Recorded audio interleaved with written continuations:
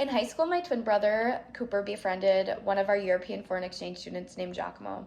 I'd always wondered how many differences Giacomo experienced during his time here in the US. And I did some research and I found out that there's actually a lot of differences between European schooling and schooling here in the United States, and I'd like to share them with you today. According to Intercultural Reflections, transportation in European countries versus the United States varies greatly. If you're a student in Europe, you may get to school by walking or biking or taking public transportation. Whereas if you're a student in the United States, you may get to school by a bus provided by the school or by a car by your parents or guardians dropping you off. Another thing I found interesting was the variation in grades per building. In the United States, you have an elementary school which houses K through 5 students. You have a middle school which houses 6 through 8 students, and you have a high school that houses 9 through 12 students. Where in Europe, you only have one building that houses K through 9 students. Another thing I found interesting was the days in Europe. A school day in Europe looks like 8 to 12, where they have time to go home for lunch, eat their lunch, get their homework done, participate in after-school activities, and hang out with their friends. Whereas if you're a student in the United States, your school day starts at around 7 to 8 and ends at around 3 to 4. You have your lunch at school, and the only people that are really allowed to leave school for lunch are seniors in high school. According to Mountaineer, time management varies greatly between the two. So in Europe, you may have a 15-minute break to get water, get a snack, and hang out with friends, whereas in the United States, you have 4 to 6 minutes to get between your classes.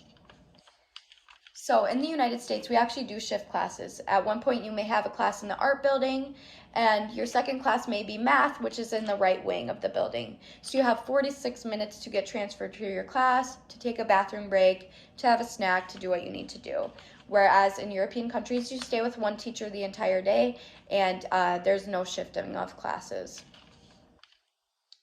Something I also really appreciated about European countries is they had an even distribution of school breaks. So their state spring breaks may range from February to April, which gives European countries a break from tourists, and it also prevents the flooding of airports and highways with so many tourists and spring breakers. Whereas in the United States, usually spring breaks are, 2 or 3 weeks, and everyone is flocking to Florida or California, and there's a lot of traffic and a lot of tourists. And so I really think the United States would maybe benefit from taking up that long 2 to 3 month period break for spring breaks. Another thing I found interesting, and not sure if I can get behind it yet, is European countries offer a 6-week summer, whereas the United States, obviously, summer is 2 to 3 months long. And so that is definitely not a benefit to me about being a student in European schools. Another thing I found interesting is that they do not have prom or homecoming in European countries as they do in United States countries. In the United States, prom and homecoming are huge events, and everyone basically lives for them. And so I think that would be definitely a hard change going to a European school. As a college student, I also thought it was important to research some university differences. And according to the Intelligencer, European students go to school, higher education, for 5 years.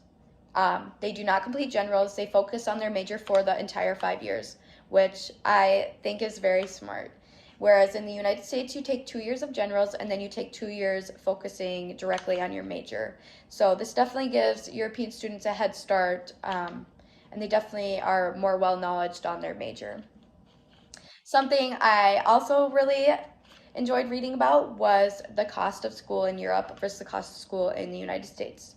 The cost of school in Europe is none to minimal for higher education, which the cost of school in the United States for higher education is usually extreme and can put you into debt for years and years of your life, which I really appreciated about education in European countries. So overall, there are a lot of differences between European countries and the United States and the way they do schooling and their tactics for schooling. And it was really cool to hear about another country's other than mine, how everything runs for schooling. And this is my note card. And I will link my works cited below.